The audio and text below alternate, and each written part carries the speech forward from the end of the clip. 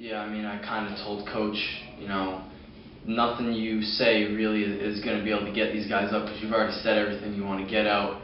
I said, let me and some of the other guys go in there, kind of just get in everyone's ear, and really, I think we've manned up since then.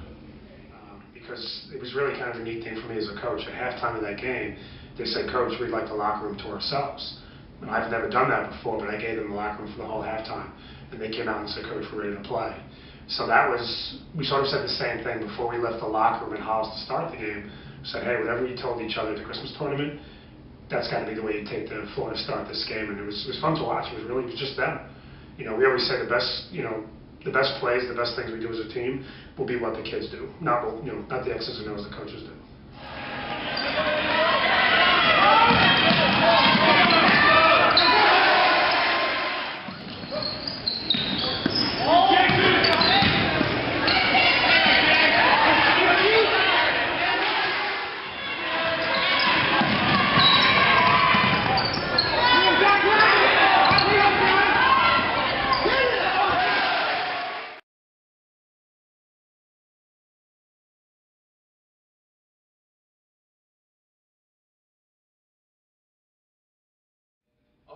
It was really, I didn't know, before it, I kind of just prepared myself more than usual because I hadn't been happy with the way I was playing.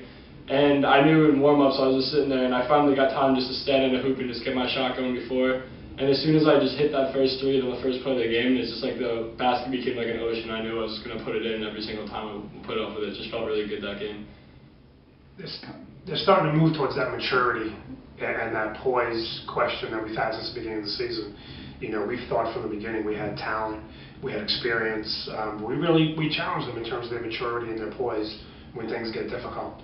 And every time Hollis made another run back at us, I think we did a pretty good job answering it. And that's something we weren't doing well before the Christmas tournament. In the Christmas tournament, that's starting to click now. They're starting to kind of settle themselves amongst themselves on the court, without me calling a timeout, and talking about what they need to do to adjust to withstand that run and keep control of games.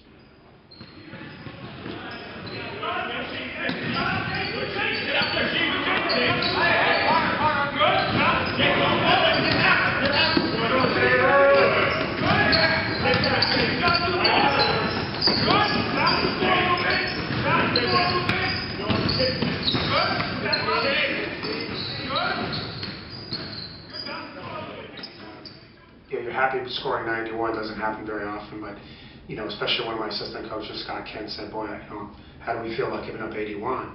But in a game like that, it's almost hard to even hold the kids accountable for that 81 because Cole Brown couldn't miss. I think they opened the game with 11 straight shots, and we didn't do a great job closing out, but we were up on them. There were times in the second half where my guys were coming off the floor almost laughing because they said, "Coach, I'm hitting his hand. What more can I do to him?" And I'm looking at my coaches going, should we do anything different? Should we try a different look on a zone? Trapping at a man-to-man? And we sort of said, we kept saying they can't keep shooting like this, but they did.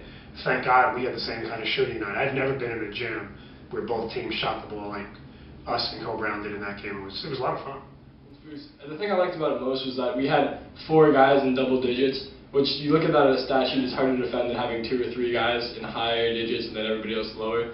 It's also cool because now we beat teams stopping them defensively, keeping them around 45 points, but we also showed now we can outscore a team too.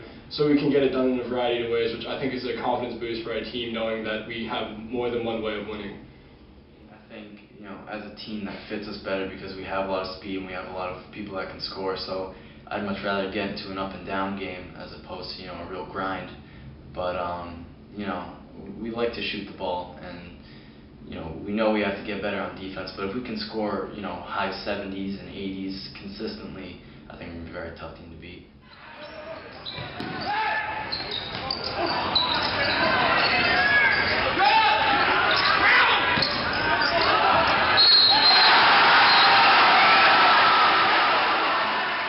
I think first off, we're undefeated, they're undefeated. Winner takes the top spot in the division. I think that alone makes it a huge game, but I think it's a personal game because they knocked us out of the playoffs last year, they knocked us out of the playoffs 2 years ago, and they kind of been pushing us around for a while, and I think it's time for us to get one on them. Yeah, I think so. I mean, I can't remember a bigger game. We've had this circled on the schedule ever since day one. I mean, every time we play them in football, it's a big game, and finally, in like 2 years, we get them here. So everybody's talking about it. We're getting a blackout going, and it's just the atmosphere around it before the game starts. It kind of is like a division. It's like kind of like a Division I matchup, 1 and 2. It's kind of has that like atmosphere around it. It's just such a great. Every time someone in the hallway, you see them, they're like, "Hey, can't wait for that Portsmouth game on Friday." And you know about it, you're thinking about it all the time, you really want to beat them, you know they want to beat us, so it's definitely going to be the best game I've ever played in, or the highest level I've played in.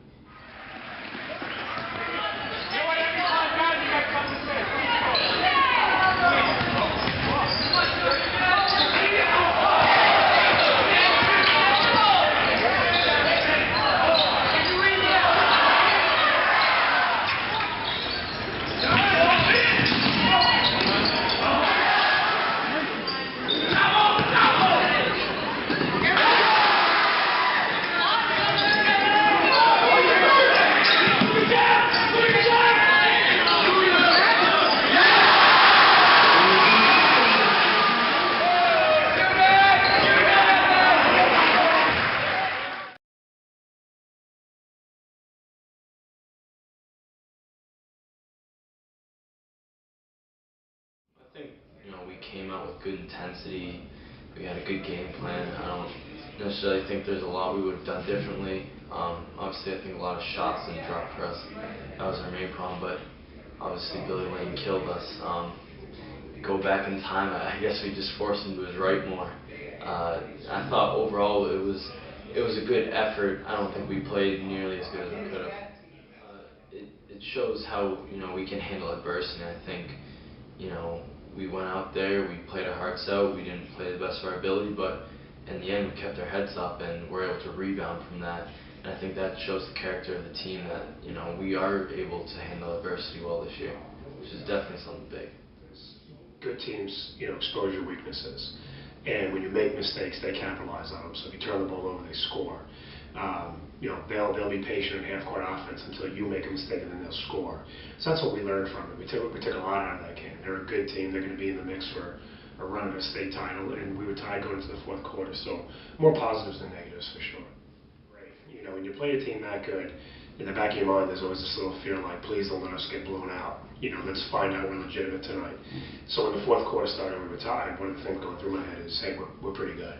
Because I knew Portsmouth was really good. So I thought, we played well in the third quarter. The game's tied. Hey, we're actually a pretty good team here. Now let's finish this thing. And we couldn't. We went cold and they got hot and they played really well and we got a little shaky. And that's the difference right now between them and us. They're a step above, no doubt about it. But it's a pretty close gap. It's not a gap that we can't not close in the next 6-7 weeks before maybe seeing them in the tournament.